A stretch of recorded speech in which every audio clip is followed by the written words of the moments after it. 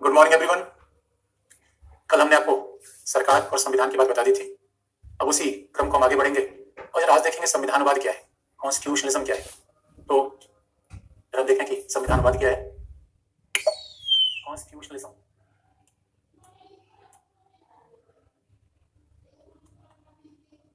संविधानवाद, संविधानवाद या कॉन्स्टिट्यूशनलिज्म क्या है। देखो इसको जहां भी वाद लगता है, वाद इज्म, उदारवाद, समाजवाद, जहां भी वाद लगता है उसका मतलब है कि नजरिया, विचारधारा, दृष्टिकोण। इसका मतलब है कि नजरिया बड़ा महत्वपूर्ण होता है और कहावत है जब नजरिया बदलता है तो नजारे अपने आप बदल जाते हैं। इसलिए दुनिया हमें वैसी नहीं दिखती जैसी दुनिया होती है, दुनिया वैसी दिखती है जैसे हम उसे देखना चाहते हैं। तो नजरिया क्या है? एक जो व्यक्ति शादीशुदा नहीं है उसको लगता है कि शादीशुदे व्यक्ति को बड़ी खुशी मिलती है। अभी मिलती है नहीं मिलती है एक नजरिया है, परसेप्शन है। और जो व्यक्ति शादीशुदा है वो सोचता है कहां फंस गए। इसका मतलब है जब हम विचारधारा की बात करते हैं, ये नजरिया है, तो नजरिए का मतलब है कि दुनिया में जितने लोग हैं उनके सबके नजरिया अलग अलग है। जब हम वाद की बात करते हैं इसका मतलब है कि विचारधारा, विचारों की श्रृंखला, यानी संविधानवाद का मतलब है केवल संस्था नहीं है। जब हम सरकार की बात करते हैं इसका मतलब है विधायिका, कार्यपालिका, न्यायपालिका। जब हम संविधानवाद की बात करते हैं तो कहीं ना कहीं इसका नजरिए से मतलब है, विचारों से मतलब है, मूल्य से मतलब है। अगर हम इसको इस तरीके से फिर आप कहेंगे सर ये विचार, मूल्य और नजरिया क्या है, यानी ऐसी व्यवस्था जहां स्वतंत्रता, व्यक्ति की गरिमा, स्वतंत्रता, व्यक्ति की गरिमा, व्यक्ति के अधिकार और समानता, ये अधिकारों का संरक्षण हो, वो संविधानवाद में होगा। बड़ी इंटरेस्टिंग बात है। तो संविधानवाद का मतलब है नजरिया, विश्व दृष्टिकोण, वाद, खास तौर पर इज्म, जिस सब शब्द को हम यूज कर रहे हैं, इज्म, कॉन्स्टिट्यूशन नहीं, कॉन्स्टिट्यूशनलिज्म, वाद। इसलिए भाई दुनिया में नजरिए का संघर्ष है, दुनिया में अपने आप में दृष्टिकोण की लड़ाई है, विचारों की लड़ाई है। बाबा रामदेव कह रहे हो सर उठा के पियो, जो कोका कोला मतलब टॉयलेट क्लीनर, और कुछ लोग कह रहे हैं सर उठा के पियो कोका कोला। ये दो अलग अलग नजरिए है। तो जो संविधानवाद का नजरिया है उस नजरिए में क्या बात आती है कि ऐसी व्यवस्था होनी चाहिए जहां स्वतंत्रता हो। बात याद रखिए, जब संविधानवाद की बात करेंगे सरकार की बात हमें जरूर करनी पड़ेगी, क्योंकि व्यवस्था का मतलब सरकार। तो ये बात हमने पहले कह रखा है, बिना सरकार के आधुनिक जीवन संभव है नहीं। क्योंकि सरकार नहीं रहेगी, पुलिस नहीं रहेगी, सरकार नहीं रहेगी तो न्यायपालिका नहीं रहेगी, तो आखिर में झगड़ा कौन सुलझाएगा? हमारे पर्स की रक्षा कौन करेगा? हमारी जमीन की रक्षा कौन करेगा? सरकार तो होना चाहिए। लेकिन सरकार एक नजरिए के अनुसार चलेगी जहां पे व्यक्ति की स्वतंत्रता को महत्व दिया जाएगा। अब हम फंडामेंटल राइट में भी आगे चलेंगे तो स्वतंत्रता की बात करेंगे। लेकिन आप याद रखिए, कई बार हमने कहानियां पढ़ी स्वतंत्रता, किसी चीज को पढ़ लेना, किसी चीज को रियलाइज कर लेना कितनी बड़ी बात होती है। अगर स्वतंत्रता का मतलब है, इसका मतलब है कि व्यक्ति अपने मन के अनुसार जो भी खाना चाहता है, पहनना चाहता है, जीना चाहता है, स्वतंत्रता। यानी कहावत है अपनी भी शादी में ना जाऊं तो मेरी मर्जी, आजादी। एक बात याद रखिए, आजादी पढ़ लेना, आजादी का प्रयोग कर लेना है, दोनों बातें अलग अलग है। और भारत में तो आजादी के प्रयोग करने में कई बार बड़ी कठिनाई है, क्योंकि आपने पढ़ लिया आजादी तो आप कहेंगे अब मैं अपना बाल रॉकेट तक खड़ा करके बापू के सामने आऊंगा। और बापू ने आते ही ठांस दिया। बापू का ये भी कोई बाल रखने का तरीका है? आपने कहा ना बापू, सर ने बता दिया है आजादी, अब आजादी रहेगी। और हकीकत की बात यह है, कितनी क्रांतियों में बात कही कि मानव स्वतंत्र पैदा हुआ, मानव आजाद पैदा हुआ। कितनी बड़ी बात है। सच है कि जब हम पैदा हुए तो भाई विचार करने की शक्ति, सोचने की शक्ति तो हमें जन्मजात मिली हुई है। इसलिए संविधानवाद एक ऐसी व्यवस्था की बात करता है जहां आजादी होगी। और इसलिए अमेरिका में स्टैच्यू ऑफ लिबर्टी है। उस स्टैच्यू ऑफ लिबर्टी का सांकेतिक महत्व है, इस जमीन पे जो आएगा उसको आजादी मिलेगी। इसे कई बार जब आजादी पढ़ लीजिए, लेकिन जब सही में आजादी का प्रयोग करना हो तो अमेरिका जाइए, इंग्लैंड जाइए, जो मर्जी हो पहनिए, खाइए, शादी करिए, शादी न करिए। हमारे हाथ कई बार संविधान से आजादी है, लेकिन ताऊ हमेशा छीनता रहता है। हमारे हाथ हमें अपने मनपसंद शादी विवाह की इजाजत नहीं दी जाती, और पता चला व्यक्ति तो अपनी ही शादी में बाराती बन के जा रहा है। तो आजादी का मतलब होता है हमारे ऊपर बंधन ना हो, प्रतिबंध ना हो। तो आप कहोगे सर ये बताओ कि आजादी का मतलब बंधन ना हो, प्रतिबंध ना हो, क्या विधि संविधान भी ना हो? नहीं नहीं नहीं, बिना विधि के, बिना संविधान के आजादी का तो मतलब ही नहीं होता। यानी आपको याद दिलाते हैं, जहां विधि नहीं है, संविधान नहीं है, फिर जंगल ही होगा। आजादी का मतलब ये नहीं होता कि विधि हटा दीजिए, संविधान हटा दीजिए। आजादी का मतलब होता है कि बाकायदा अनावश्यक व्यक्ति के जीवन में हस्तक्षेप ना हो। अब जैसे आप कहोगे सर आजादी का मतलब क्या है कि बिना हेलमेट पहन के बाइक चलाए? नहीं, आजादी का मतलब बाइक चलाइए, लेकिन आप हेलमेट नहीं पहनेंगे तो किसी को धक्का मार दिया, वो गिरा, आप भी गिरे। तो भाई आजादी तभी रहेगी जब सबके जीवन की रक्षा रहेगी। जान है तो जहान है। इसलिए एक संविधानवाद एक मूल्य की बात करता है जहां हर व्यक्ति को आजादी मिलेगी, और खास बात है जहां हर व्यक्ति गरिमा का महत्व। कितना बड़ा शब्द है मेरे दोस्त, इसका याद रखिए। गरिमा का मतलब है, कई बार पॉलिटी पढ़ के हम सीखें, कई बार बच्चे ये सोचते हैं कि हमारे अंदर कोई कमी है, मैं उनके जैसा क्यों नहीं हूं। हकीकत की बात है कि मेरे प्यारे बच्चों, आप दुनिया में जो हो वैसा दूसरा कोई नहीं है। यानी व्यक्ति खास बात है, हर व्यक्ति सोना है, चांदी है, प्लेटिनम है। अच्छा विज्ञान की भाषा में कहा जाए, एक व्यक्ति का जो फिंगरप्रिंट है दूसरे से मिलता नहीं। कितना बड़ा मतलब बताता है। इसका मतलब हम इस दुनिया में अजूबे हैं, और हम विशिष्ट हैं, अजूबे हैं। हमारी इच्छाएं भी अलग है, हमारे विचार भी अलग है। यानी इस तरीके से हम दुनिया को देखते हैं। जरूरी नहीं है कि मेरा भाई वैसा देखता हो, मेरा पड़ोसी ऐसा देखता हो, मेरे सहयोगी ऐसे देखते हो। और हर व्यक्ति की इच्छा का सम्मान होना चाहिए। इसे गरिमा का मतलब है हर व्यक्ति अपने आप में आजाद है, हर व्यक्ति अपने आप में विशिष्ट है। हर व्यक्ति की स्वतंत्रता का सम्मान करिए। किसी के घर में कोई बच्चा कह रहा है मैं मॉडल बनूंगा, तो उसकी स्वतंत्रता का सम्मान करिए। घर में कोई बच्चा कह रहा है मैं क्रिकेटर बनूंगा, उसकी भी स्वतंत्रता का सम्मान करिए। क्योंकि हर व्यक्ति में विशिष्ट क्षमताएं हैं, तो जब उसे आजादी नहीं देंगे, जब उसका सम्मान आप सम्मान नहीं करेंगे, तब उसकी गरिमा का हनन हम कर रहे हैं। तो कई बार तो ऐसा होता है कि हम दूसरे को प्रताड़ित कर देते हैं कि अरे लो ऐसी कौन बात है, मॉडल आज तक कौन बना है, ये देखो मॉडल बने घर में जाके घर का नाम बदनाम कर देगा। मेरे प्यारे बच्चों, जगजीत सिंह के पिताजी चाहते थे वो सिविल सर्वेंट बने। जगजीत सिंह जो फेमस गजल गाए थे, लेकिन जगजीत सिंह का नाम भाई हम तो गजल गाऊंगा। उसके बाद उनके ऊपर इतना दबाव पड़ा, घर के लोगों ने कहा देखो ये नालायक है, बदनामी करा, तो माने नहीं, और उसी क्षेत्र में कितना नाम कमाया। यानी आप याद रखिए, जीवन में एक नजरिया अच्छा नहीं होता। हम कई बार क्या सोचते हैं ये परफेक्ट है, इनका नजरिया ठीक है। कई बार सोचते हैं कि जो व्यक्ति हनी सिंह है वो अच्छे है, हनी सिंह का भी जीवन शैली है अच्छा है, बाबा रामदेव की भी जीवन शैली अच्छी है, और कैटरीना कैफ की भी जीवन शैली अच्छी है। इसमें कोई परफेक्ट नहीं है। जो जिसको जिस तरीके से जीवन जीना हो, हम उसके जीवन में हस्तक्षेप न करें, क्योंकि हर व्यक्ति का महत्व समान है। ये गरिमा है। हजारों ख्वाहिश ऐसी कि हर ख्वाहिश से दिल निकले, मानव खास बात है ऐसा, तो व्यक्ति गरिमा है। और आप याद रखिए, अधिकार का मतलब है कि हमें आजादी के लिए दावा चाहिए, अधिकार का मतलब है, और संयोग की बात आगे चल के फंडामेंटल, यही तो पूरे संविधान में पढ़ेंगे, फंडामेंटल राइट में आजादी, अधिकार, समानता। इसलिए हमारे यहाँ इसका मतलब लॉजिकल आप कहेंगे, अच्छा इसका मतलब हमारे यहाँ संविधानवाद भी है। बिल्कुल संविधानवाद है, क्योंकि संविधानवाद का मतलब होता है केवल सरकार से नहीं, शासन से नहीं, उस मूल्य से, उस विचार से। इस अमेरिका में संविधान, आप समझ गए होंगे अमेरिका में संविधानवाद है, भारत में संविधानवाद है। फिर आप ये भी समझ गए होंगे संविधानवाद कहाँ नहीं है, नॉर्थ कोरिया में संविधानवाद नहीं हो सकता, उत्तर कोरिया में संविधानवाद की संभावना नहीं है, क्योंकि वहां तो एक व्यक्ति जो कहेगा वही सब करेंगे, जो वहां के राष्ट्रपति ने कह दिया उसी के पीछे सब भेड़ की तरह चल देंगे। और यकीन मानिए, जिस दिन हम व्यक्तियों के पीछे, दूसरे के पीछे आंख मूंद के चलने लगे, तो हमारा स्वभाव भेड़ से कुछ ज्यादा अलग नहीं है। और दोस्तों, मानव को भेड़ बना देना है, मानव कितना बड़ा अपमान है। एक भेड़ चलती है उसके पीछे सारी भेड़ चल जाती है। गरिमा का मतलब क्या है? नहीं नहीं, मेरे रास्ते अलग होंगे, मेरा नजरिया अलग होगा, मेरे जीवन में चयन अलग होगा। इसलिए मेरे दोस्तों, पॉलिटी पढ़ के सीखो, जीवन में कुछ ऐसा करो जो आज तक किसी ने नहीं किया है। ये गरिमा का मतलब है, क्योंकि आप विशिष्ट हो। अब यह व्यवस्था, अधिकार का मतलब है कि ठीक है, हमें आजादी और हमारी गरिमा का सम्मान तब होगा जब हम लगातार ये मांग करते रहें कि हमें ऐसी चीज मिलनी चाहिए। और अधिकार सच मानो, अधिकार अधिकार सब सही मायने में स्वतंत्रता का एक दूसरा नाम है। और हकीकत की बात है, अधिकार तो मैं तो लेके पैदा हुआ हूँ। क्यों भाई? हम पैदा हुए तो आंख अपने साथ लाई थी, कहीं से खरीदी तो नहीं है। पैदा हुए तो हाथ भी अपने साथ ही था, कहीं से खरीदा तो नहीं है। खास बात है। यानी आप याद रखिए, मेरा ये जैकेट है, ट्राउजर है, खरीद रखा है मैंने। लेकिन आप कहोगे सर हाथ भी खरीदा था क्या किसी मार्केट में? सवाल ही पैदा नहीं होता। आप कहोगे सर ये बोलने की क्षमता भी कहीं खरीदा था क्या? तो ये सब तो पैदाइशी मिला है प्यारे भाइयों, देखने की क्षमता, बोलने की क्षमता। और अगर हमें सब पैदाइशी मिला हुआ है, इसका मतलब कोई छीन नहीं सकता। इस अधिकार का मतलब हमारा दावा है, हमारा क्लेम है कि भैया हमें बोलने दिया जाए पहला, हमें अपने मनपसंद व्यवसाय करने दिया जाए दूसरा, हमारे जीवन में कोई व्यक्ति हस्तक्षेप न कर पाए तीसरा। इसे अधिकार क्या है? दावे है, क्लेम है। और सही मायने में अगर हर व्यक्ति स्वतंत्र पैदा हुआ है, इसका मतलब है अधिकार सरकार ने दिया नहीं है। बहुत समझने की बात है। हमारी व्यवस्था में जो बोलने की आजादी है, जो जीवन का अधिकार है, वो मोदी सरकार नहीं दिया है, वो किसी राज्य की सरकार या मुख्यमंत्री नहीं दिया है। ये हमें संविधान से मिला है, संविधान से जन्मजात में मिला हुआ है कि जन्मजात संविधान लिखने वाले हम ही हैं। भाई हम पैदा हुए तो हमने कहा चलो भाई व्यवस्था बना दी, संविधान ने लिख दिया, अधिकार मिल गया हमें। इसका उल्लेख हम फंडामेंटल राइट में विस्तार से करेंगे। और आप देखिए, मूल्य कैसा होना चाहिए? केवल आजादी नहीं, वो आजादी सबके लिए हो। खास बात है, ये कितनी बड़ी मान्यता है दोस्तों। हमारे जमाने में एक समय समाज कितना विषमता मूल्य, राजा महाराजा, लंबरदार, जागीरदार, ताल्लुकदार, संविधान निर्माताओं ने कहा खबरदार, कोई बात नहीं चलेगी, सब बराबर। आप वही माझी फिल्म देखो तो माझी बड़ा खुश हुआ, दिल्ली से वापस आया था और बड़ा खुश हुआ, सब बराबर, सब बराबर। ये कितनी बड़ी बात है। और आप ये देखिए, आपको वोटिंग राइट, जितने बच्चे 18 वर्ष के ऊपर के हैं उन सबको वोटिंग राइट समान है। ये कितनी बड़ी बात है, ये तो समानता की बात है।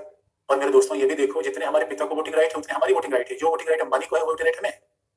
और समानता, हर व्यक्ति को एग्जाम देने का अधिकार है, हर व्यक्ति को अपने हिसाब से आवास के चयन का अधिकार है। यानी भेदभाव नहीं है। और भेदभाव समाज में कैसे होता रहा है दोस्तों? देखो, कई बार समाज में लड़कियों के साथ भेदभाव हो जाता है, ये समानता का विरोधी है। पढ़ने का अधिकार लड़कों को है, लड़कियों को है। कई बार समानता में जाति के आधार पर भेदभाव हो जाता है, ये भी परमिशन नहीं देंगे। कई बार भाषा के आधार पर, कई बार रंग रूप के आधार पर भेदभाव हो जाता है। तो संविधान बात कहता है हर व्यक्ति का महत्व समान है, क्योंकि गरिमा समान है। क्या देखिए, इसलिए रूप रंग जाति धर्म, रूप रंग जाति धर्म और कहीं ना कहीं सामाजिक प्रतिष्ठा, ये तो सब समाज हमें देता है। मेरे दोस्तों, हमारे पास दो पहचान है। एक तो मेरी आंख है, नाक है, सोचने की क्षमता है, देखने की क्षमता है, ये मैं पैदा से लाई। दूसरा क्या है? हमारी जाति पहचान है, हमारी आर्थिक प्रतिष्ठा है, ये हमें समाज ने दिया। तो सवाल है कि जो हम जन्मजात ला रहे हैं उसको कोई छीन नहीं सकता। इसी वजह से संविधानवाद का मतलब है एक ऐसा विचार, एक ऐसा नजरिया जो सभी को समान मानता हो। संविधानवाद का मतलब है एक ऐसा विचारधारा जिसमें कोई बड़ा नहीं, कोई छोटा नहीं, सब बराबर। और कई बार आपको यकीन नहीं होगा दोस्तों, मैं तो पॉलिटिकल स्टूडेंट हूँ। उधर सोच के देखिए, कई बार तो बच्चे निराश हो जाते हैं और मैं पूछता हूँ बच्चों से, भाई बच्चों क्या बात हो गई, क्यों प्रॉब्लम है? कहते सर मैं ये एग्जाम फेल हो गया। अरे मेरे भाई और बहनों, आप राष्ट्रपति बन सकते हो, जरा संविधान पढ़ के देखना, भारत का हर नागरिक राष्ट्रपति बन सकता है। और कई बार तो हम 20-25 साल में फेल होने पर बड़े निराश हो जाते हैं, जबकि राष्ट्रपति कलाम साहब बने थे 71 साल की उम्र में।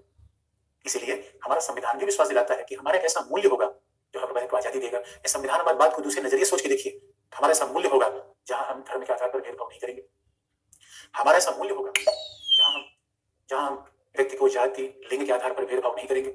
इसे संविधान एक विचार है, एक विचारधारा है जो हर व्यक्ति में समान विश्वास रखता है, हर व्यक्ति को समान गरिमा देता है। लेकिन आप कहोगे सही बात तो ठीक है, अधिकार मिल गया, समानता मिल गया, लेकिन संविधानवाद में क्या सरकार नहीं होगी? बिल्कुल होगी। दोस्तों विचारों के लिए अच्छी बात है कि हमारे विचार अलग हों। अमेरिका में ये विचार है, भारत में विचार है, इंग्लैंड में विचार है। तो बहुत सारी ये बताओ कुछ सरकार होनी चाहिए, व्यवस्था मशीनरी तो होनी चाहिए। इसलिए आपको ध्यान दिला दें कि संविधानवाद में जो दूसरी बात समानता तौर पर चलती है, संविधानवाद में जो दूसरी बात समानता तौर पर चलती है कि सरकार हमेशा रहेगी। क्योंकि ये बात तो हमने तय कर दिया कि बिना सरकार के, बिना पुलिस के, बिना न्यायपालिका के हम शासन चाह ही नहीं सकते, क्योंकि फिर हमारी जान ही खतरे में पड़ जाएगी। क्योंकि दोस्तों जंगल में कोई सरकार नहीं है तो शेर जब चाहे तब हिरन को खा ले, हिरन कहीं एफआईआर करने जा नहीं सकता, क्योंकि जिसकी लाठी उसी की भैंस। क्योंकि होना चाहिए जो भैंस का मालिक है, भैंस उसकी होनी चाहिए। इसलिए संविधानवादी में मूल्य रहेंगे, प्राथमिक मूल्य, और उन मूल्यों की रक्षा के लिए हमें सरकार चाहिए। फिर सरकार की बात आ गई, लेकिन वो सरकार कैसी होगी? सीमित होगी। वो सरकार सीमित होगी। अब सीमित सरकार का मतलब, लिमिटेड गवर्नमेंट का मतलब क्या है? कि जो सरकार व्यक्ति के जीवन में अनावश्यक हस्तक्षेप न करे। सीमित सरकार का मतलब क्या है? जो सरकार, जैसे सीमित सरकार का मतलब है सरकार केवल पुलिस देखेगी, कानून व्यवस्था देखेगी। हाँ, सरकार कभी कभी दलिया उलिया भी खिला देगी। अगर कोई सहायता, शिक्षा की सहायता मांगे ना, चिकित्सा की सहायता मांगे, सरकार ये भी दे सकती है। लेकिन सीमित सरकार का मतलब है सरकार ये नहीं कहेगी कि आप कपड़े कैसे पहनो, सरकार ये नहीं कहेगी कि आप किस तरीके से फिल्म बनाओ, फिल्म न बनाओ, सरकार ये नहीं कहेगी कि व्यवसाय का चयन मत करो। ये सीमित सरकार, सरकार को सीमित किया जाए। अब आप कहें सर सरकार को सीमित कैसे किया जाए? तो स्वाभाविक रूप में सरकार को सीमित करने के लिए फिर हमें संविधान बनाना पड़ा, संविधान बनाना पड़ा। इसलिए आप याद रखिए, संविधानवाद का ये भी मतलब लिया जाता है कि सीमित सरकार, जो संविधान सरकार को सीमित करेगा। इसलिए संविधानवाद का और एक मतलब है संवैधानिक सरकार, कॉन्स्टिट्यूशनल गवर्नमेंट। और आप जानते हैं जब सरकार, कल भी मैंने बताया, सरकार सीमित रहेगी, जब सरकार सीमित रहेगी, जब सरकार की शक्तियां नियंत्रित रहेंगी संविधान से। क्योंकि कदम ने बता रखा था कि हम सरकार को नीचे करेंगे, संविधान को ऊपर करेंगे। इसलिए संवैधानिक सरकार होगी। संवैधानिक सरकार का मतलब है सरकार के पावर नहीं होंगे, विधि की शक्ति होगी। ध्यान सुनने की आवश्यकता है बच्चों। विधि का शक्तिशाली हो जाना और व्यक्ति का शक्तिशाली हो जाना दो बातें अलग अलग है। संविधानवाद में विधि शक्तिशाली होगी, व्यक्ति नहीं। व्यक्ति संविधान के नीचे आएगा, विधि के नीचे आएगा। इसलिए बात ध्यान रखिए, एक होती है शासकों की विधि, यानी जैसा राजा वैसी विधि बना लिया। संविधानवादी से नहीं मानता, शासकों की विधि नहीं बल्कि विधि का शासन। तो शासक भी उसके नीचे आएगा। इसे खास बात होती है, संविधानवाद का मतलब है जहां हम संवैधानिक सरकार, विधि का शासन, जैसे भी आप कहिए। और संवैधानिक सरकार का दूसरा मतलब ही है रूल ऑफ लॉ, विधि का शासन। और आपको याद दिला दे दोस्तों, विधि के शासन का मतलब है, फिर आपको याद दिला दे, ये विधि का शासन है, शासकों की विधि नहीं है। अभी आप देखेंगे दुनिया में विधि तो हर जगह है। अगर विधि नियम कानून का दस्तावेज है जो व्यक्ति के व्यवहार को नियंत्रित करता है, तो दुनिया में कोई भी ऐसा देश नहीं जो विधि नहीं है, जहां विधि नहीं है। या कुछ नियम कानून तो रहेंगे, लेकिन विधि की सर्वोच्चता हो ऐसा जरूरी नहीं है। लेकिन जहां संविधानवाद होगा, इसका मतलब है अगर हम विधि की सर्वोच्चता नहीं रखेंगे तो इन मूल्यों को बचा ही नहीं पाएंगे। क्योंकि हमारा संविधानवाद का पर्पज क्या है? ये नजरिए बचे रहे, ये मूल्य बचे रहे, ये आदर्श बचे रहे। उसके लिए हमें क्या करना पड़ेगा? विधि का शासन स्थापित करना पड़ेगा। विधि के शासन का मतलब विधि की सर्वोच्चता। कोई विधि से बड़ा नहीं है, कल भी मैंने आपको बताया था। इसलिए बड़ा कौन? डीएम, सीएम, पीएम या लॉ? आपका उत्तर होगा लॉ। बड़ा कौन? कोई जाति का व्यक्ति, धर्म का व्यक्ति या विधि? विधि। बड़ा कौन? कोई धार्मिक ग्रंथ या विधि? विधि। ये विधि का शासन है। और विधि के शासन खास बात है सबके लिए समान व्यवहार हो। इसलिए आपको याद दिलाते हैं, सलमान खान गए थे, हम साथ साथ है कि शूटिंग हो रही थी जोधपुर में, सलमान खान गए और भाई याद रखे सलमान खान तो हीरो। वैसे भी किसी आम व्यक्ति के आसपास कुछ हीरोइन इकट्ठा हो जाए तो उसको हीरो समझने की गलतफहमी हो जाएगी, अपने आप को हीरो ही मान लेगा। और हीरोइन के साथ थी ही, हीरो ने कहा सल्लू भाई चिंगार को मार दो, सलमान खान ने मार दिया। दोस्तों ऐसे सलमान खान फंसे हुए हैं कि जोधपुर आते थे जूते किसलिए? विधि का शासन। आप याद रखिए, सलमान खान फिल्मों के दबंग होंगे, विधि के सामने हर व्यक्ति राजपाल यादव बन जाता है। दबंग वहां पर नहीं चलेगा, दबंग नहीं चलेगा। इसलिए हमारे यहाँ संविधानवाद है। संविधानवाद को जैसे आप चाहे करना चाहिए। और आईएएस के पीटी का भी सवाल आप देखिएगा, संविधानवाद से बार बार प्रीलिम्स में सवाल पूछा गया कि संविधानवाद क्या है? सीमित शासन, सही ऑप्शन। संविधानवाद क्या है? विधि का शासन, सही ऑप्शन। संविधानवाद क्या है? विधि की सर्वोच्चता, सही ऑप्शन। अब अगर हम संविधानवाद को और एक तरीके से परिभाषित करना चाहें, संविधानवाद क्या नहीं है ये भी देख लें। मैं किसी चीज को दो तरीके से परिभाषित कर सकते हैं, एक तो यह है, तो आप अभी इस बात कर सकते हैं विधि का शासन कह लीजिए, संविधानवाद को संविधान की सर्वोच्चता, विधि की सर्वोच्चता कह लीजिए। और संविधानवाद किससे अलग है? इसका सीधा सा मतलब है संविधान हो जाना संविधानवाद होने की गारंटी नहीं है। बात ध्यान सुनने की आवश्यकता है। संविधानवाद क्या नहीं है, तो संविधानवाद क्या नहीं है तो आपको याद दिला दे। यदि संविधानवाद की धारणा किससे अलग है तो पहला आपको याद दिला दे। जरा देखिए म्यांमार में, यानी संविधान होना संविधानवाद होने की गारंटी नहीं है। संविधान होना संविधानवाद की गारंटी नहीं है। क्यों नहीं है? क्योंकि संविधान हो सकता है लेकिन शासक सर्वोच्च हो सकते हैं। म्यांमार में संविधान है। यानी हकीकत की बात यह है प्यारे बच्चों कि दुनिया में कोई ऐसा बताओ जहां संविधान ना हो। हाँ, कहीं धार्मिक ग्रंथ के रूप में होगा, कहीं कुछ लिखित नियम कानून के रूप में होगा, कहीं सेना ने बना लिया उस रूप में होगा। यानी बात ध्यान में रखने की है, जिस देश में संविधान है वहां संविधानवाद हो जाए जरूरी नहीं है। इसका तो सबसे अच्छा एग्जाम्पल है उत्तर कोरिया, म्यांमार, आपके बगल का एग्जाम्पल है, जहां संविधान तो है, संविधानवाद नहीं है।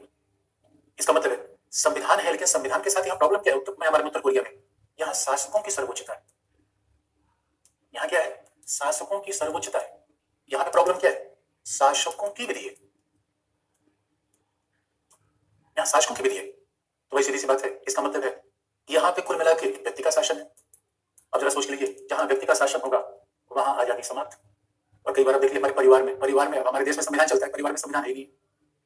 आप कुछ आप बोलेंगे, आप छोटे बच्चे हैं, पॉलिटी पढ़ गए और आपने कहा सर ने तो बताया कि अब तो बोलने का अधिकार जन्मजात है, और आपके पिताजी ने कोई बात कही, आपने काट दिया, आपने कहा नहीं ये बात आज नहीं है, सर ने बताया है, तब लट चला देगा। अब लो आपको भी सर पिटवा दिया। इसलिए मेरे दोस्तों मैं ये नहीं कह रहा हूँ कि अधिकार का प्रयोग अपने घर में जाकर करने दो। अब आपने कहना शुरू कर दिया ना ना अब तो मैं बताऊंगा मेरी शादी कब हुई, कहाँ होगी। इसलिए हमारे हर घर में कहीं न कहीं नॉर्थ कोरिया का राष्ट्रपति बैठा हुआ है। लड़कियों के लिए तो बात और सही है। इसलिए हमारे यहाँ बड़ी विडंबना यह है कि सरकार तो संविधानवाद पे चल रही है, हमारा परिवार तो तानाशाही भी चलता है। संविधानवाद का मतलब है जहाँ परिवार में हर व्यक्ति राय सुनी जाए, बोलने का अधिकार दिया जाए, समान अधिकार दिया जाए। अगर हमारे पिताजी और हमारे वोटिंग राइट में कोई अंतर नहीं है तो हमें तो बोलने का अधिकार दिया जाए। लेकिन समस्या क्या है? जैसे हम बोलना शुरू किए तब चुप कर, बेकार की बात करते हैं, बच्चा है ये लो। हमारे यहाँ विडंबना यह है कि अगर परिवार में कोई बच्चा 50 साल का है, उसके पिताजी जिंदा है तो बच्चा ही रहेगा। अरे भाई संविधान कहता है 18 साल बाद हम सरकार चुने, और हमें तो घर में पार्टनर चुनने की इजाजत नहीं दी जाती। इसलिए संविधान होना संविधानवाद होने की गारंटी नहीं है। क्योंकि प्रॉब्लम क्या है? क्योंकि जहां संविधानवाद हो, संविधान की सर्वोच्चता हो, गारंटी नहीं है। और आप देखिए जहां शासकों की सर्वोच्चता हो गई, जहां शासकों की विधि हो गई, जहां व्यक्ति का शासन हो गया, वहां संविधानवाद नहीं हुआ। यहाँ रेड सिग्नल आ गया। और ये तो बहुत लॉजिकल बात है। क्यों? क्योंकि जहां शासक सर्वोच्च हो जाएगा आजादी का विचार खत्म। देख लीजिए कहीं भी तानाशाही शासन में देख लीजिए, यानी संविधानवाद का अपोजिट क्या है? तानाशाही शासन। और आपको याद है तानाशाहों ने भी संविधान बनाया है, बगल में एग्जाम चाहिए। और इसलिए खास बात देखेंगे, तानाशाही देश में संविधान होता है वो शासक जब चाहे तब बदल देता है। जैसे चाइना में 5 संविधान बदल दिया गया, पाकिस्तान में कई संविधान बदल दिए गए, क्योंकि यहाँ तो शासकों की सर्वोच्चता है। चाइना में तो सी जिनपिंग की कहानी स्कूल में पढ़ाई जा रही है, बताया जा रहा है सी जिनपिंग शक्तिमान है, जबकि हम ये कह रहे हैं भाई हर व्यक्ति में शक्तिमान होने की क्षमता है। ऐसा कैसे है? कोई व्यक्ति कितना महान हो गया, दूसरा अधिकार हो गया। इसलिए संविधानवाद एक ऐसा मूल्य है जो संविधान होने के साथ उपलब्ध हो जाए, इसकी गारंटी नहीं है। इसका मतलब है दुनिया में संविधान हर जगह है, संविधानवाद नहीं है। तो फिर संविधानवाद कहाँ होगा? जहां सरकार न केवल सरकार सीमित हो, बल्कि सरकार लोकतांत्रिक भी। और आप जानते हैं जहां लोकतंत्र आएगा वहां लोगों की सर्वोच्चता अपने आप हो जाएगी। इसलिए संविधान को जैसे हम लोकतंत्र के साथ जोड़ देते हैं, लोकतंत्र में सारे मूल्य तो यही आ जाते हैं। हम आगे भी इस बात की चर्चा भी करते रहेंगे कि जैसे हम शासन की प्रणाली को लोकतांत्रिक लाते हैं, ये मूल्य अपने आप पीछे पीछे चले आएंगे। तो अमेरिका में आजादी है, लोकतांत्रिक शासन है। भारत में आजादी है, लोकतांत्रिक शासन है। इसलिए अगर हम संविधानवाद अपनाएं लेकिन तानाशाही हो, संविधानवाद नहीं रहेगा। और कई बार एक कहानी बड़ी दिलचस्प आ जाती है कि ब्रिटेन एक ऐसा एग्जाम्पल है जहां कभी संविधान सभा बैठी नहीं, संविधान वैसा लिखा नहीं गया, इसके बावजूद ब्रिटेन में संविधानवाद है। मैं फिर इस बात को रिपीट कर रहा हूं, कितने महत्व की बात है, सोच के देखिए। जहां संविधान है वहां संविधानवाद होना जरूरी नहीं है, क्योंकि संविधान है लेकिन संविधान की सर्वोच्चता नहीं है, विधि की सर्वोच्चता नहीं है, सरकार सीमित नहीं है। भाई संविधानवाद का विरोधी क्या है? जहां शासकों की सर्वोच्चता है, शासकों की विधि है, व्यक्ति का शासक है, संविधानवाद का विरोधी है। इसलिए संविधान होना संविधानवाद होने की गारंटी नहीं है। लेकिन हैरानी की बात यह है कि ब्रिटेन सॉरी अपने आप में अपवादात्मक देश है, जहां पे कोई संविधान सभा बैठी नहीं, संविधान लिखा नहीं गया। इसलिए ब्रिटेन में कभी आप जाएंगे और पूछेंगे भैया हमें संविधान पढ़ने दे दो, हमारे संविधान किताब मिल जाती है। ब्रिटेन में ऐसी संविधान किताब कोई मिलती ही नहीं। लेकिन सरकार सीमित है, अधिकार बहुत है। ब्रिटेन में तो कोई संविधान नहीं, तो स्वाभाविक रूप में फंडामेंटल राइट का अध्याय भी नहीं होगा। जब संविधान ही लिखा गया तो आजादी का अधिकार कहां से आएगा? लेकिन कमाल का देश है, वहां पे आजादी का अधिकार है, सरकार सीमित है, भले ही संविधान लिखित रूप में उपलब्ध ना हो। इसका मतलब है कि संविधान के साथ संविधानवाद वहां आएगा जहां लोकतंत्र हो, जहां आजादी हो। संविधानवाद के साथ संविधानवाद वहां आएगा जहां भारत का संविधान होगा, जहां अमेरिका का संविधान होगा। यानी यहां संविधान भी है, संविधानवाद भी है। भारत अमेरिका में संविधान भी है, संविधानवाद भी है। ब्रिटेन में संविधान नहीं है, संविधानवाद है, क्योंकि आजादी है, अधिकार है, गरिमा है, सीमित शासन है। अभी अब देखेंगे कि ब्रिटेन में कैसे सुनाक हमारे भारतीय मूल के व्यक्ति प्रधानमंत्री बने और कितनी आसानी से सत्ता बदल गई। लेकिन अगर सोच के देखिए, चाइना में सी जिनपिंग पूरे जीवन के लिए राष्ट्रपति है। कमाल की बात है भाई। अब एक व्यक्ति पूरे जीवन का राष्ट्रपति बन जाएगा तो बाकी देश को भी खत्म हो गया, तो कैसी समानता, कैसी आजादी भाई। हम ये कैसे मान लें सी जिनपिंग में सारी बुद्धिमत्ता है? इसलिए चाइना में संविधान तो है, आजादी नहीं है। हमारे में संविधान तो है, आजादी नहीं है। संविधान तो है, बोलने का अधिकार नहीं है। संविधान तो है, स्वाभाविक रूप में व्यक्ति भेड़ की तरह रहता है। संविधान तो है। अब इसलिए आप देखेंगे चाइना में, अब देखिए लोकतंत्र में रहने का संविधानवाद में क्या फर्क होता है। एक बार चाइना में 1989 में छात्र इकट्ठे हो गए। बीजिंग का एक जगह है, चीन की राजधानी बीजिंग, वहां पे तियानमेन चौक है, जैसे हमारे दिल्ली में विजय चौक है। तियानमेन चौक पे छात्र इकट्ठा हो गए। चीन सरकार ने यहाँ क्यों भाई, विश्वविद्यालय में तुम्हें पढ़ना है, यहाँ पे आंदोलन करना है। छात्रों का हमें आंदोलन करना है क्योंकि हमें आजादी चाहिए। चीन ने कहा अच्छा रुक जाओ, आजादी देते हैं। उसके बाद तो चीन ने छात्रों पर टैंक चढ़ा दिया। याद रखिए, हजारों छात्र मारे गए। इसका मतलब है वहां संविधानवाद नहीं है। क्योंकि भारत में देखिए, जब देखो छात्रों को जिंदाबाद मुर्दाबाद, जहां देखो रैली, धरना, प्रदर्शन। और दिल्ली में तो हर हफ्ते चलो जंतर मंतर। जंतर मंतर यहाँ जगह है जहाँ पे रैली, धरना, प्रदर्शन, रामलीला मैदान। एक खास बात है, यह है बच्चों संविधानवाद। इसका मतलब है संविधानवाद मूल्य है, फिर आपको निष्कर्ष बता दें, लेकिन बिना शासन सरकार के साथ हम मूल्य नहीं लगा सकते, क्योंकि भाई कोई आदर्श बनाने के लिए घर तो बनाना पड़ेगा। लेकिन संविधानवाद संविधान से अलग है। यानी संविधानवाद जरूरी नहीं है संविधान वहां पाया जाता हो। तो अब ये हमारी संविधानवाद की बात पूरी हो गई। और अब आईएएस में आप प्रीवियस ईयर पेपर आप देखोगे, कम से कम 3-4 सवाल संविधानवाद से बार बार पूछे जाते हैं। इसलिए फिर आपको रिपीट कर दें कि सब विधि होना अलग बात है, सरकार होना अलग बात है, संवैधानिक सरकार होना अलग बात है। संवैधानिक सरकार का मतलब यहाँ सरकार की सर्वोच्चता नहीं, विधि की सर्वोच्चता होगी, अलग बात है। अब इतनी बात हमें संविधानवाद से स्पष्ट हो गई। अंतिम शब्दावली आपको फिर स्पष्ट कर दें, इंडियन पॉलिटी है। हमने सरकार भी देख लिया, समाज भी देख लिया, संविधान भी देख लिया, संविधानवाद भी देख लिया। लास्ट में अब जरा देख लें कि इंडियन पॉलिटी क्या है, फिर अब विषय की शुरुआत करें। तो बच्चों अब देखो, भारतीय राज्य व्यवस्था,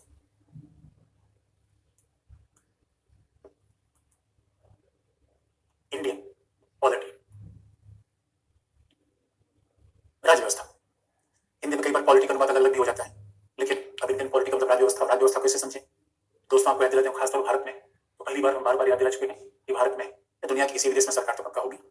हाँ, संविधानवाद हो सकता है, नहीं हो सकता है, और भारत में तो सरकार भी है, संविधान भी है, संविधानवाद भी है। ये बात स्पष्ट हो गई। लेकिन अब सवाल है कि जब हमने संविधान लिख दिया, और अब जानते हैं संविधान में लिखा क्या, मैंने बता दिया कि विधायिका की शक्ति होगी। अब हमने संविधान में सब कुछ लिख दिया, और संविधान लिखा इसलिए जाता है कि भाई परंपरा पे कोई बात न छूटे, प्रथा पे कोई बात न छूटे। और कहा भी जाता है कि हमारे यहाँ बड़ा संविधान क्यों लिखा गया, क्योंकि याद रखिए दोस्तों, जिस देश को हम संविधान दे रहे थे वहां पर जनता पढ़ी लिखी नहीं थी। और यकीन मानो, जब भारत में संविधान का प्रयोग होने लगा तो पूरी पश्चिमी दुनिया में कई लोगों ने तो आश्चर्य फैला लिया। और रामचंद्र गुहा ने बात कहा है, it was the biggest experiment in the history of Mankind. इसका मतलब है कि हम भारत में डेमोक्रेसी का प्रयोग करें, लोकतंत्र का प्रयोग करें, कल्पनातीत बात थी। क्यों? क्योंकि अभी तक लोकतंत्र कहाँ था, संविधान कहाँ था, इंग्लैंड में तो लिखा हुआ नहीं, व्यवस्था थी अमेरिका में। उसके बाद बहुत अमेरिका के बाद तो लिखने वाले संविधान की परंपरा शुरू हुई। तो जब इन देशों ने संविधान लिखा तो वहां औद्योगिकरण आ गया था, शाहीकरण आ गया था, लोग पढ़ लिख गए थे, शहर बन गए थे, लोगों को अधिकारों के बारे में जानकारी थी। और हमारे यहाँ दोस्तों कमाल किस्सा था, सुकुमार सेन जो हमारे मुख्य निर्वाचन आयुक्त थे उस समय, और उनको दायित्व दिया गया पहले चुनाव करवाओ। अब सुकुमार सेन किसी गाँव में गए और सुकुमार सेन ने किसी महिला से निर्वाचक नामावली बना रहे थे, चुनाव करवाना है, नाम लिखना है। तो सुकुमार सेन ने किसी महिला से पूछा, हमें अपने पति का नाम बताओ। महिला ने कहा चुन्नू के पापा। सुकुमार सेन ने कहा, मैडम पति का नाम बताओ, चुन्नू के पापा नहीं, क्या बात करते हो, आपको पता नहीं है कि भारतीय परंपरा में पति का नाम बोला नहीं जाता। ऐसे देश में चुनाव कराना था, तो समझ सकते हैं। इसलिए इट वॉज बिगेस्ट वंडर। लोगों ने कहा भारत में लोकतंत्र का प्रयोग हो रहा है, कल्पना बड़ा देश। 90 आज आदमी हमारी अभी आबादी जो निर्वाचक मंडल है, जो वोटर है, वो 90 करोड़ है। 90 करोड़ का दोस्तों याद रखिए, 28 यूरोप देश मिला दीजिए, अमेरिका मिला दीजिए, कनाडा मिला दीजिए, यानी 30-32 देशों में चुनाव करवाइए इज इक्वल टू इंडिया में चुनाव करवाइए। कमाल की बात थी। यानी हम एक ऐसे देश में लोकतंत्र का प्रयोग कर रहे थे जो अपने अजूबे से कम नहीं था। तो इसलिए हमने संविधान में ज्यादा चीजें लिखी, ज्यादा विस्तार दिया कि भाई कल के लिए कोई सांसद सत्ता में हो जाए, दुरुपयोग न कर दे, अपना ही फायदा लगा ले जनता हितों के बजाय। इस वजह से ये कहा गया, भाई विधायिका की बात लिख दी गई, फिर कार्यपालिका की शक्तियां संविधान में लिख दी गई, फिर न्यायपालिका की शक्तियां संविधान में लिख दी गई। लेकिन आप दोस्तों याद रखिए, इतनी चीज लिखने के बावजूद भी दुनिया के आज तक किसी संविधान में, हमारा संविधान दुनिया के सबसे बड़े संविधान में 395 आर्टिकल, 12 न सोचिए, उसमें कुछ न कुछ जुड़ता रहता है। इतने बड़े संविधान में भी सब कुछ लिखी नहीं आ सकती। इसलिए लोग कहते भी है कि दुनिया में ऐसा होता ही नहीं कि सारी चीज आप लिख दीजिए। अच्छा, ये बात तो जीवन के बारे में भी सही है, क्या क्या लिखेंगे, आगे आने वाले समय परिस्थितियां नहीं आती, बात बदल जाती है। इसलिए अब समस्या देखिए कैसे उत्पन्न हुई, समस्या उत्पन्न कैसे हुई। अब ठीक है, ये तो विधायिका की शक्तियों के बारे में लिख दिया गया, विधायिका शक्ति के बारे में लिख दिया गया, राज्यसभा लोकसभा के बारे में लिख दिया गया। अब लेकिन सवाल ये है, अब देखिए 2-3 दिन पहले अभी पूर्वोत्तर राज्यों के लिए चुनाव की घोषणा हुई, तो पॉलिटिकल स्टूडेंट होने के नाते अगर आप ये जानना चाहें, आप कहोगे सर ये बताओ, अगर पूर्वोत्तर राज्यों में चुनाव की घोषणा हो रही है, ये बताओ संविधान में कहाँ इसका उल्लेख है। तो हकीकत की बात यह है, संविधान में निर्वाचन के सिस्टम का, निर्वाचन की व्यवस्था का विस्तारित प्रयोग नहीं है। बस ये निर्वाचन आयोग की बात कर दी गई है, एक निर्वाचन आयोग होगा, उसके बाद अनुच्छेद 324 में और कह दिया गया है कि उसके द्वारा संसद का चुनाव होगा, राष्ट्रपति का चुनाव कराया जाएगा, उपराष्ट्रपति का चुनाव कराया जाएगा। लेकिन भैया होगा कैसे? इसीलिए आप देखेंगे संविधान एक तरीके से वाहन का चेसिस है। अब याद रखिए, वाहन का चेसिस उठा लाइए, पहिया हटा दीजिए, चलेगा ही नहीं। अभी विचार किया गया कि नहीं, संविधान को लागू करने के लिए पहिया भी चाहिए। अब संविधान के प्रावधानों के अनुसार संसद ने विधि का निर्माण करना शुरू किया, और कल भी हमने आपको बता रखा था, जहां संसद की विधि का निर्माण होगा वहां अधिनियम आ जाएगा, एक्ट, और जहां संविधान की बात होगी वहां अनुच्छेद रहेगा।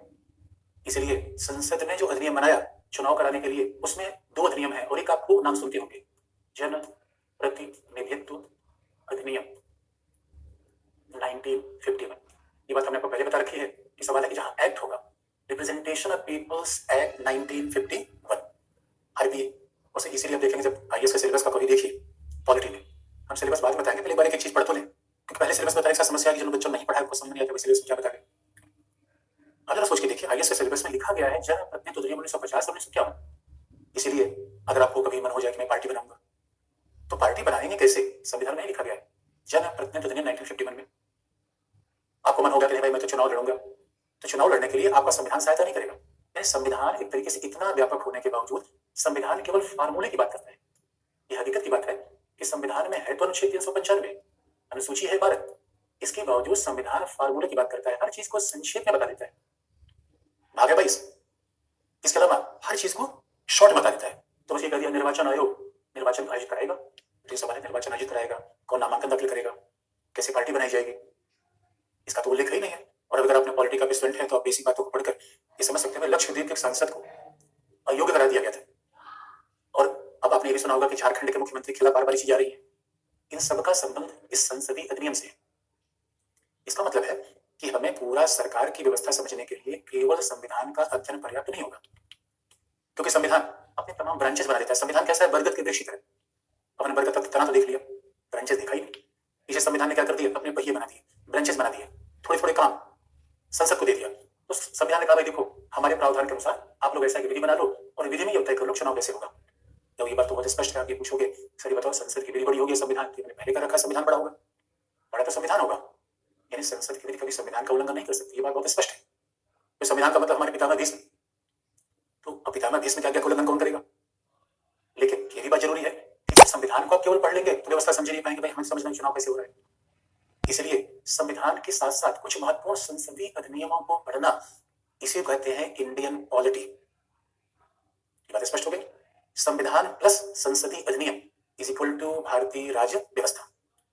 इसे कभी पीटी में भी जाएंगे, आईएएस के सब सवाल देखेगा, या बाद में पहले एनसीईआरटी को अच्छे से पढ़िए, बार बार पढ़िए, इत्मीनान से पढ़िए, शब्दों पर खूब ध्यान दीजिए, हड़बड़ी में नहीं, विचार बनाइए, हड़बड़ी बिल्कुल मत पढ़िए। तो अब इसका मतलब है प्रश्न भी हल होना हो उसकी चिंता मत करिए, लेकिन विषय को समझ लीजिए अच्छे से। इंडियन पॉलिटी का मतलब है कि संविधान प्लस संसदीय अधिनियम। और ये एग्जाम्पल नहीं है, मैं आपको तमाम एग्जाम्पल और बता सकता हूँ, ये तो हमने एक उदाहरण बता दिया, और भी उदाहरण देख सकते हैं। जैसे संविधान में लिखा गया है सांसद या कोई विधायक लाभ के पद पर नहीं होगा। अब सांसद या विधायक लाभ के पद पर नहीं होगा, और सवाल है कि लाभ का पद संविधान में लिखा ही नहीं गया है।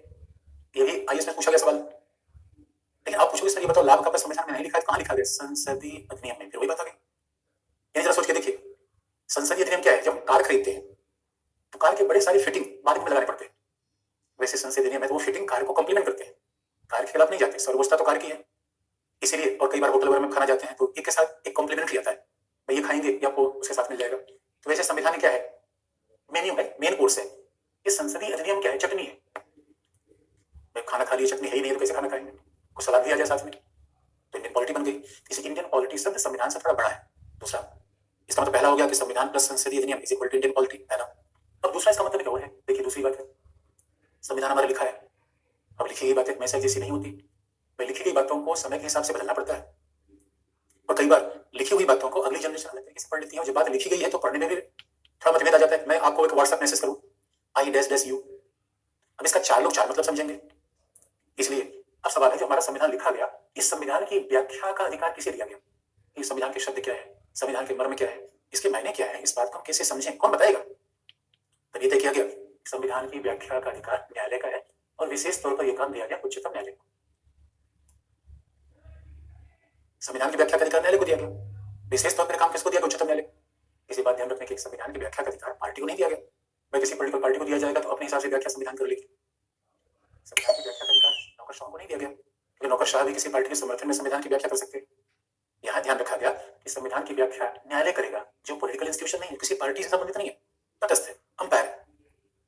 हमारे यहाँ जो आईएएस अधिकारी होते हैं और न्यायालय, ये किसी पार्टी से अपनी प्रतिबद्धता नहीं रखते। अब संविधान की व्याख्या अगर न्यायपालिका करेगा तो समय समय पर संविधान की व्याख्या बदल जाती है। इसे कई बार आप देखेंगे, संविधान में कुछ लिखा गया है, व्यवहार में कुछ हो रहा है। संविधान में कुछ लिखा गया है, व्यवहार में कुछ हो रहा है। इसका एग्जाम्पल आपको बताते हैं। अगर आप संविधान में पढ़ेंगे, और ऐसा क्यों होता है, न्यायपालिका में पढ़ना भी हो, सब सीधी सी बात है। आप सर ऐसा कैसे है कि न्यायपालिका ने संविधान की व्याख्या अलग कर दी, तो मेरे दोस्तों ऐसा हमारे जीवन में भी होता है। इसको बहुत अतिशय समय के साथ जीवन की फिलॉसफी बदल जाती है। और यकीन मानिए, जब हम मतलब क्लास 6 में था, क्लास 7 में था, तो हम लोग क्रिकेट की खूब न्यूज पढ़ते थे। तो उसमें क्रिकेट की न्यूज एक निकली थी, एक क्रिकेटर ने किसी महिला को बोल्ड कर दिया। तो हम लोगों ने इसका मतलब ये समझा कि अच्छा अच्छा, मतलब शादी ब्याह के पहले मतलब क्रिकेट होता है, और जो जिसको बोल्ड करता है उसके साथ शादी होती है। आज इसी बोल्ड करने का मतलब अलग समझते हैं। इसका मतलब है समय के हिसाब से एक ही शब्द के मायने बदल जाते हैं। सब समय के हिसाब से एक ही शब्द के मायने अलग अलग बदल जाते हैं। इसलिए संविधान की व्याख्या जब न्यायपालिका करेगा, तो सवाल है, जो समय 1950 का था वो आज का तो है नहीं। और आज आप देखें कितनी चीजें बदल गई दोस्तों, एक जमाना था। और इसलिए मैंने कहा, न्यायपालिका कोई बदल रहा है, इस बात में संयुक्त या बहुत हैरानी करने की बात नहीं है। मेरे दोस्तों, दुनिया परिवर्तन का नाम है। एक जमाना था, हिंदी फिल्मों में गाने कैसे आते थे, सत्यम शिवम सुंदरम, और आज फिल्म में गाने कैसे आते हैं, अब करूंगा गंदी बात गंदी बात गंदी बात। कितना बड़ा चेंज आ गया। अब किसी बूढ़े बुजुर्ग को आप दिखा दो ऐसी फिल्में, पहले हम लोग देखते थे कौन सी फिल्म, जय संतोषी माँ, अब कौन सी फिल्में देखते हैं, डर्टी पिक्चर। कितना बड़ा चेंज आया। अब जब समाज में इतना बड़ा चेंज आ रहा है, तो न्यायपालिका इसी समाज का भाग ही तो है। तो न्यायपालिका संविधान की व्याख्या अलग तरीके से करेगी। कारण यह है कि संविधान में सब कुछ लिखा नहीं गया, संविधान में कई चीजें साइलेंट है। संविधान में कई चीजें साइलेंट है, जो संविधान पढ़ के बार बार समझेंगे। अब जब साइलेंट है, उसका मतलब कौन बताएगा। इसलिए अभी फिर एग्जाम्पल आपको बताते हैं, निर्वाचन आयुक्त की नियुक्ति मामले पर उच्चतम न्यायालय सरकार से जवाब मांग लिया कि भैया बताओ कैसे आपने नियुक्त किया। क्योंकि संविधान में केवल इतना लिखा गया है कि राष्ट्रपति निर्वाचन आयुक्तों की नियुक्ति करेगा। संविधान में केवल इतना लिखा गया है। अब निर्वाचन आयुक्त कौन होगा, प्रक्रिया कैसी होगी, यहाँ संविधान साइलेंट है। तो जहां संविधान साइलेंट है, उसकी व्याख्या कौन करेगा, न्यायपालिका। लेकिन इस बारे में कई बार विधायिका कहती नहीं भाई ऐसा कैसे होगा, न्यायपालिका कैसी व्याख्या करेगी, हम व्याख्या करेंगे। इसीलिए आपको याद दिला दें कि जहां संविधान मौन है, जहां संविधान में किसी प्रावधान का स्पष्ट उल्लेख नहीं है, या जहां पर कहीं ना कहीं संविधान की अस्पष्ट उल्लेख है, या तो किसी चीज का उल्लेख ही नहीं है, कुछ उलझा हुआ है, तो वहां उसकी व्याख्या फिर उच्चतम न्यायालय करेगा। और कई बार ऐसा भी हो सकता है कि संविधान का दुरुपयोग न्यायपालिका कर रही हो, सरकार कर रही, सॉरी, संविधान का दुरुपयोग न्यायपालिका नहीं करेगी, बल्कि सरकार कर सकती है, पार्टी कर सकती है। इस वजह से अब आप देखेंगे उच्चतम न्यायालय की आवश्यकता कहां पड़ेगी। जैसे कि संविधान में लिखा गया है कि राष्ट्रपति निर्वाचन आयुक्त और मुख्य निर्वाचन आयुक्तों की नियुक्ति करेगा। संविधान निर्वाचन आयुक्तों की नियुक्ति करेगा, लेकिन ये कैसे करेगा, अब ये इसकी व्याख्या उच्चतम न्यायालय करना पड़ेगा। इसीलिए उच्चतम न्यायालय के निर्णय और संविधान को मिलाने पर बनता है इंडियन पॉलिटी। इसे देखते इंडियन पॉलिटी बार बार हम कहते हैं उच्चतम न्यायालय ने ये कहा, उच्चतम न्यायालय ने ये कहा। इसका मतलब इंडियन पॉलिटी में हम संसद के अधिनियम भी पढ़ते हैं, संविधान के व्याख्या के उच्चतम न्यायालय के निर्णय भी पढ़ते हैं। दूसरा उदाहरण आपको बता दें, हमारे संविधान में लिखा गया है कि न्यायाधीशों की नियुक्ति राष्ट्रपति करेगा। अगर अनुच्छेद की बात करें, अनुच्छेद 124 में बात कही गई है कि संविधान में कहा गया है कि उच्चतम न्यायालय के न्यायाधीशों की नियुक्ति राष्ट्रपति करेगा, और राष्ट्रपति की इच्छा है कि वह उच्चतम न्यायालय और उच्च न्यायालय के उन न्यायाधीशों से परामर्श करेगा जिसका आवश्यक समझे। बात अनुच्छेद 124 में लिखी गई है। लेकिन अब सवाल यह है, इसकी व्याख्या करते हुए उच्चतम न्यायालय ने कहा कि अब न्यायाधीशों की नियुक्ति कोलेजियम से होगी, न्यायाधीशों के समूह से होगी। कोलेजियम का उल्लेख कहीं नहीं है। अब जरा सोच के देखिए, संविधान में कोलिजम का उल्लेख नहीं है। कोलिजम का विचार किसने दिया? न्यायपालिका ने। अब संविधान में यह प्रावधान नहीं है कि निर्वाचन आयुक्तों की नियुक्ति की प्रक्रिया क्या है। अब इस पर सुनवाई कौन कर रहा है? न्यायपालिका। इसका सीधा मतलब हो गया, और इसके एक एग्जाम्पल नहीं है। अब जहां चाहे मैंने एग्जाम्पल देख लेंगे कि जहां संविधान का दुरुपयोग होगा वहां उसकी न्यायपालिका व्याख्या करेगी। इस बात से मतलब यह हो गया कि फिर भारतीय राज्य व्यवस्था या इंडियन पॉलिटी में क्या क्या चीज शामिल हो जाएगी। अब भारतीय राज्य व्यवस्था का भाग क्या बन जाएगा? पहला, संविधान। जो संविधान में लिखा गया है पहली बात भारतीय राज्य व्यवस्था की शामिल हो जाएगी। दूसरा फिर इसका पार्ट क्या होगा? दूसरा इसका पार्ट होगा संसदीय अधिनियम। राज्य व्यवस्था में क्या होगा? पहला संविधान हो जाएगा, उसके अलावा जो संसद के द्वारा अधिनियम बनाए गए हैं और खासतौर पर संविधान को क्रियान्वित करने के लिए, तो वो संसदीय अधिनियम भी राज्य व्यवस्था का पार्ट रहेगा। तीसरा फिर क्या एग्जाम्पल इसका हो जाएगा? उच्चतम न्यायालय के निर्णय। इसलिए आप देखेंगे अब अनुच्छेद 21 में ये लिख दिया गया है, मैंने एक एग्जाम्पल बता सकते हैं। अनुच्छेद 21 में लिख दिया गया है कि जीवन और दैहिक स्वतंत्रता का अधिकार होगा व्यक्ति को। इसकी व्याख्या फंडामेंटल राइट में करेंगे। अनुच्छेद 21 में ये तो लिख दिया गया जीवन और दैहिक स्वतंत्रता का अधिकार होगा, यानी right to life and personal liberty. लेकिन उसमें ये तो नहीं लिखा गया कि इसमें निजता का भी अधिकार होगा। संविधान में लिखा गया, लेकिन पुट्टा स्वामी केस में उच्चतम न्यायालय ने यह कह दिया कि नहीं भाई, इस जीवन और दैहिक स्वतंत्रता के अधिकार में निजता का अधिकार भी शामिल है। इसका मतलब क्या हो गया? पॉलिटी में पहला क्या हो जाएगा? संविधान। दूसरा क्या हो जाएगा? संसदीय अधिनियम। तीसरा उच्चतम न्यायालय के निर्णय। इसलिए आप देखेंगे क्वेश्चन पेपर, आप देखेंगे क्वेश्चन पेपर ध्यान से देखिए, पीटी का मेंस का, उसमें कई बार संसदीय अधिनियम सवाल पूछा जाता है और सही मायने में कई बार न्यायालय सवाल पूछा जाता है। इसलिए जब हम पॉलिटी का अध्ययन करते हैं तो संविधान के केवल संविधान की बातों पर नहीं, संविधान एक फार्मूला बता देता है, संविधान एक तरीके से कंकाल बना देता है। जैसे शरीर का अध्ययन करना चाहे केवल कंकाल से शरीर का अध्ययन कर लेंगे नहीं, उसके पार्ट पढ़ना पड़ेगा, हड्डी, उसके मांस पर, रक्त पर, यानी टिश्यूज पर, सेल्स पर। इसलिए कुल मिला के संविधान तो बड़ी बड़ी बातें कर देता है, एक बेसिक फ्रेमवर्क बना देता है, मोटे मोटे रेगुलेशन बना देता है। इसी दायरे में आपको सारी बात करनी है। और वहां पे न्यायपालिका है।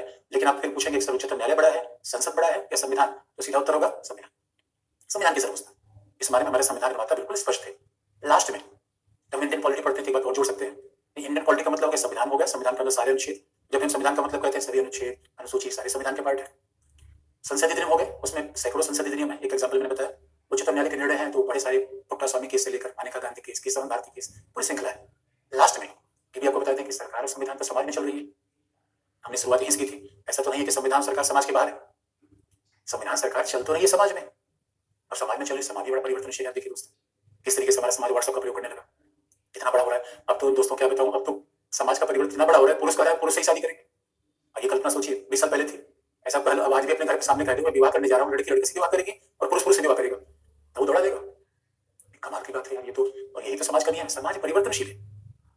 और इसी का परिणाम है कि एक जमाना था जहां पे भारतीय समाज में ऊंची जातियों का प्रभुत्व था। अब आप देखेंगे पिछड़े वर्ग, अनुसूचित जाति, जनजाति का प्रभाव बढ़ रहा है। तो जब इनका प्रभाव बढ़ेगा तो वो संविधान सरकार को भी प्रभावित करेंगे, क्योंकि आप कहते रहते ये सरकार संविधान रूपरेखा रख रहा है सरकार की, और ये सरकार कहाँ चल रही है? सामाजिक व्यवस्था में। और समाज में क्या है? जाति का प्रभाव है, धर्म का प्रभाव है, पार्टी का प्रभाव है। यानी इसको, इन पूरी व्यवस्था को जो चलाने वाली शक्तियां हैं वो संविधान में नहीं लिखी गई है, न संसदीय विधि में है न संविधान में। कई चीज ऐसी हैं जो न तो संसदीय विधि में संविधान में, जैसे बीजेपी, कांग्रेस, ये राजनीतिक दल है, ये पॉलिटिकल पार्टीज है। तो राजनीतिक दल का उल्लेख तो संविधान में ही नहीं है। हाँ, दल बदल अधिनियम का उल्लेख है, राजनीतिक दल का उल्लेख संविधान में नहीं है। लेकिन क्या राजनीतिक दलों को पढ़े बिना आज व्यवस्था को समझा जा सकता है? उत्तर नहीं। इस अपने सिलेबस पर ध्यान से देखिएगा, ये छात्र समूह है, व्यापारिक समूह है, छात्र समूह है, इनका उल्लेख संविधान में नहीं है। ये भी पॉलिटिकल सिस्टम को प्रभावित करते हैं। इसलिए पॉलिटी में पार्टी भी आएगी, दल भी आएगा। बिना दल के परिवर्तन के आप समझ ही नहीं सकते कि संघ राज्य के संबंध कैसे चल रहे हैं। इसका एग्जाम्पल आपको बता दें, मान लिया आपने संविधान पढ़ लिया, राष्ट्रपति की शक्तियां देख ली, मुख्यमंत्री की शक्तियां देख ली, राज्यपाल की शक्तियां देख ली। अब इस बात का उत्तर में कैसे मिलेगा कि मोदी जी के संबंध योगी के साथ बड़े अच्छे हैं, लेकिन मोदी जी का टकराव दीदी के साथ होता रहता है? इसका उत्तर संविधान नहीं देगा, इसका उत्तर पार्टी देगी, क्योंकि एक ही पार्टी के लोगों के बीच संबंध अलग होते हैं, अलग अलग पार्टियों के बीच के संबंध अलग हो जाते हैं। इंडियन पॉलिटी, और इतना ही नहीं, इंडियन पॉलिटी में आप देखेंगे धर्म, जाति, ये सब तो फर्क आ जाते हैं। अब संयोग की बात है, संविधान में हम आगे चल के पढ़ेंगे, ये लिखा गया है कि धर्म और जाति का उल्लेख नहीं है। लेकिन दोस्तों हकीकत की बात ये है, आज भी आप देखेंगे जब लोग शादी ब्याह ढूंढते हैं तो किसमें तलाश करते हैं? जाति और धर्म की। मैं शादी विवाह के कभी अखबार देख लीजिए जिसमें लिखा हुआ था फलाना चाहिए, दूल्हा चाहिए, जाति ये होनी चाहिए, ये होनी चाहिए। मैं ऐसा नहीं कर रहा हूँ, सभी लोग ऐसा कर रहे हैं, ये प्रवृत्ति तो ही है। अब बताइए जाति धर्म क्या संविधान सरकार को प्रभावित नहीं करेंगे? करेंगे। इसलिए आप देखेंगे अलग अलग आरक्षण की मांग जाति के आधार पर की जा रही है, जाति जनगणना जाति के आधार पर की जा रही है। इसलिए संविधान कह रहा है भाई हम तो व्यक्ति को इकाई मान रहे हैं। संविधान कह रहा है हमें ये नहीं पता व्यक्ति की जाति क्या है, हमें ये नहीं पता इसका धर्म क्या है। समाज तो ऐसा मान रहा है, और समाज में ही संविधान और सरकार काम कर रही है। इसलिए जब हम इस संविधान और सरकार को राजनीतिक दल में भी देखेंगे, जाति में देखेंगे, घर में देखेंगे तब ये कहलाएगा इंडियन पॉलिटी। और इतना ही नहीं, बल्कि कई बार तो हम आर्थिक प्रणाली को भी देखते हैं कि कैसे हमारी अर्थव्यवस्था बदल रही है। आजादी के बाद हमारे समाजवादी अर्थव्यवस्था थी और अभी उदारीकरण की अर्थव्यवस्था आ गई है, बाजारवाद आ गया है। इसको भी हम पॉलिटिक पढ़ते हैं। पॉलिटी बड़ा लंबा शब्द है, व्यापक शब्द है, इसमें संविधान का भी अध्ययन होगा, संसदीय अधिनियम होगा, उच्चतम न्यायालय के निर्णय होंगे और बाकी राजनीतिक दल, सामाजिक व्यवस्था, राजनीतिक दल, धर्म, जाति, राजनीतिक दल, धर्म, जाति और अर्थव्यवस्था का भी अध्ययन शामिल है। इसे इंडियन पॉलिटी सब बड़ा हो जाता है और इसलिए कई बार इसे हम इंडियन पॉलिटिकल सिस्टम भी कहते हैं, भारतीय राजनीतिक व्यवस्था भी कह देते हैं, क्योंकि हम किसी चीज का समग्रता में अध्ययन करना चाहते हैं, कुल में अध्ययन करना चाहते हैं। इसलिए अगर हम केवल संविधान को देख रहे हैं, शरीर के केवल कंकाल को देख रहे हैं, लेकिन होलिस्टिक में देखिए तो हम शरीर है तो कहीं मोहल्ले में रह रहे हैं, परिवार में रह रहे हैं, तो जब मोहल्ले को नहीं देखोगे, परिवार को नहीं देखोगे, तब तक कैसे सब समझ जाओगे कि बायोलॉजी समझ के शरीर को समझ लिया। भाई पोषण से भी तो शरीर पर प्रभाव पड़ता है। इसलिए दोस्तों आज की कहानी पूरी हो गई। हमने आपको बता दिया सरकार क्या है, संविधान क्या है, संविधानवाद क्या है और व्यवस्था क्या है। अब कल से हम अपना पॉलिटिक्स शुरू करेंगे फंडामेंटल राइट से। आप पूछेंगे प्रस्तावना से क्यों नहीं, तो कल मैं कारण बता दूंगा। हम हर टॉपिक आपको बताएंगे, तो क्रम अपने से निर्धारित करेंगे, उसका एक विशेष कारण है। आज के लिए इतना ही बच्चों, फिर कल मिलेंगे। धन्यवाद।